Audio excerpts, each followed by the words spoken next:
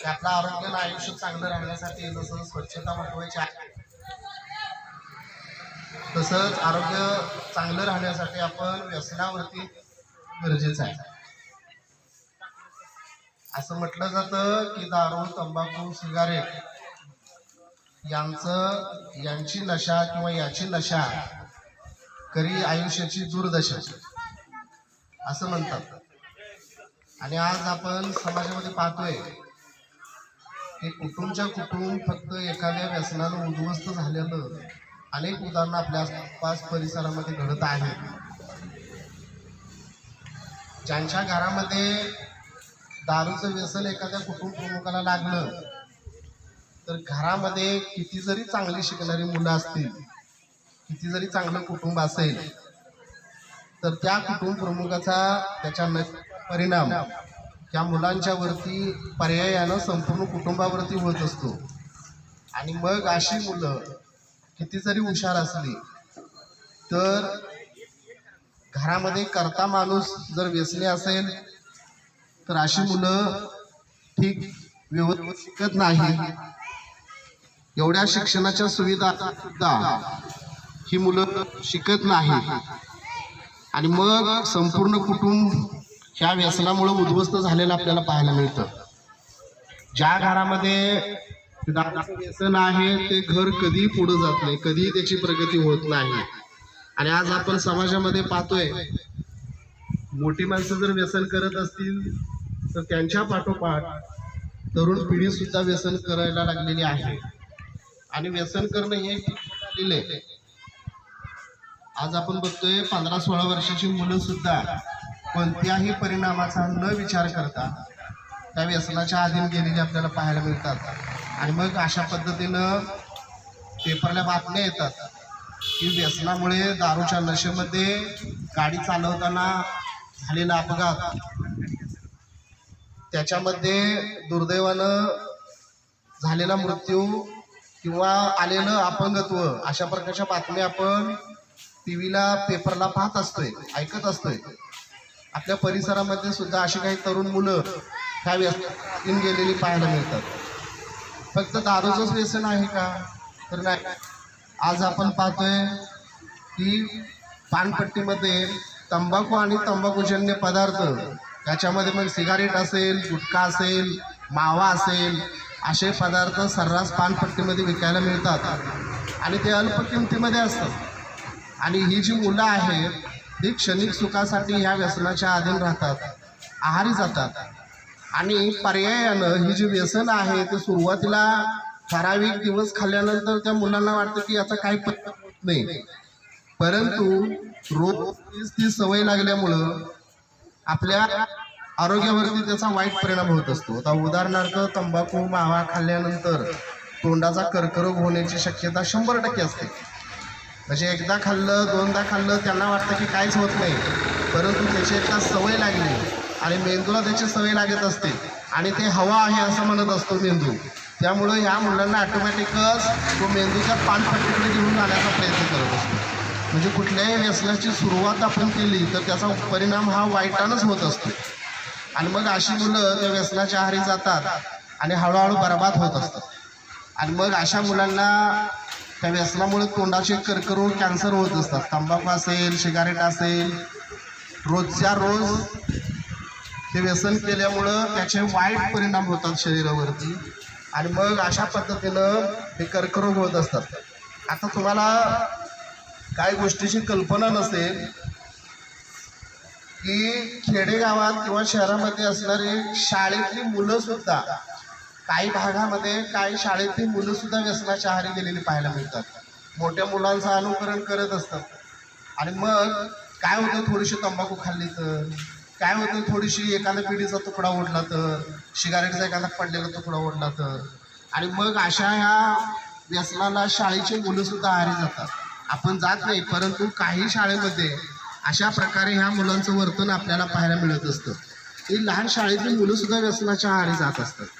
आणि एवढंच नाही, आणि व्यसन काय फक्त दारू, सिगारेट, तंबाखू हे व्यसनाचे पदार्थ आहेत अशातला भाग नाही. साध्या साध्या गोष्टी सुद्धा मुलं व्यसनाच्या आहारी जातात. तुम्हाला पटणार नाही, काही शाळेमधली जी मुलं आहेत ही मुलं व्हाईटनर मिळतोय आपल्या.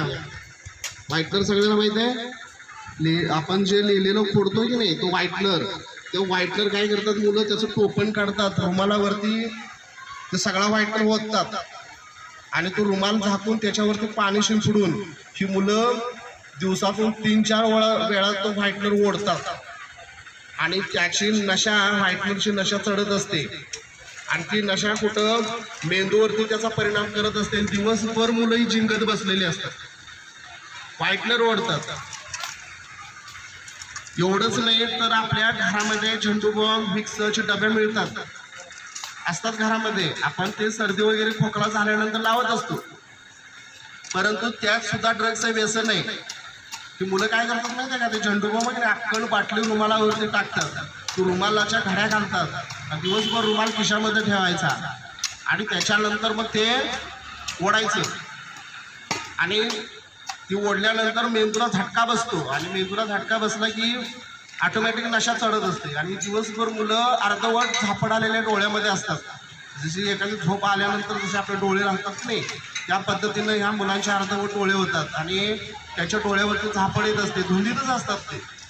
आणि मग हळूहळू काय होत असतं, हे झटका ज्या मेंदूला मिळत असतोय त्या झटक्यानं मेंदू ठराविक काळानंतर अकार्यक्षम होत असतोय, मेंदू काम करायचंच बंद होत असतोय आणि त्याचा परिणाम अभ्यासावरती, पर्यायानं टोटली शरीरावरती त्याचा वाईट परिणाम होतो.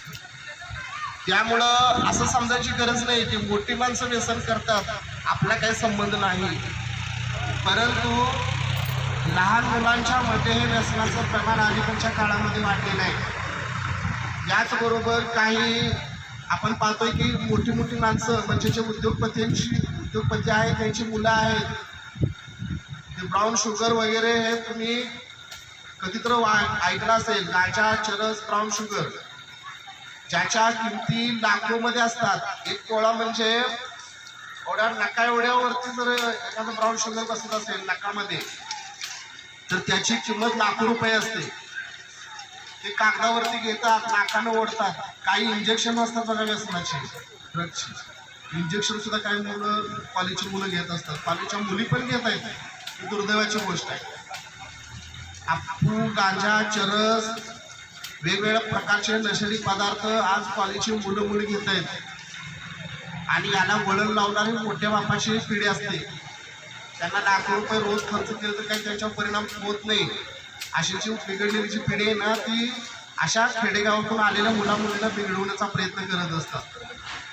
नशा आहे, किती जरी तुम्ही चांगला असला, किती जरी हुशार असला, तरी आपल्याला बरबाद केल्याशिवाय नशा राहत नाही. त्यामुळं आपण लहानपणापासूनच संयम ठेवायचा आहे, आपल्या मनाला पण कंट्रोल ठेवायचं आहे. कुणी आपल्याला त्या मार्गाकडे घेऊन जात असेल तर त्याच्यापासून आपण मनापासून परावृत्त होण्याचा प्रयत्न करायचा आहे. आज आपण खेडेगावामध्ये राहतोय, भविष्यामध्ये आपण शहरामध्ये शिकायला जाऊ तर अशा काही गोष्टी आहेत त्या आपल्याकडे खेचण्याचा प्रयत्न करत असतात. आपण त्या व्यसनाच्या आहारी अजिबात जाण्याचं नाही. व्यसन जे आपल्या आरोग्याला ज्या ज्या गोष्टी घातक आहेत त्या सर्व गोष्टी म्हणजे व्यसन आहे. साध्या साध्या घरातील असणारा चहा सुद्धा आपलं, ज्याला मर्यादित चहा प्यायची सवय नाही, सकाळ संध्याकाळ दुपार 3-4 कप चहा पितात, ते सुद्धा व्यसनच असतं. ते आपली तंबाखूची मिसरी घेऊन घासत असते, ते सुद्धा एक व्यसन आहे. घरामध्ये आजोबा तंबाखू खात असतात, आजी मिसरी घासत असते, त्यांना तुमच्या घरी करण्याचा प्रयत्न पाहिजे. तोंडाचे घशाचे कॅन्सर होतं त्याच्यामुळं, हे त्याला पटवून दिलं तर आपण शिकलो नाही. त्यामुळं आपण आज असा निश्चय करायचा की मी आयुष्यामध्ये कोणतंही व्यसन करणार नाही. मी आरोग्य सदृढ आणि चांगलं ठेवेन. व्यक्तीचा कोणताही परिणाम माझ्या शरीरावरती करून घेणार नाही आणि पर्यायानं मी माझ्या कुटुंबाचा आधार, त्याचबरोबर समाजाचा एक जागृत आणि सदृढ नागरिक मी प्रयत्न करेन, अशी सर्वांनी शपथ घ्यायची आहे. आपलं आरोग्य सर्वांनी चांगलं ठेवण्याचा प्रयत्न करायचा. आहे. समजलं?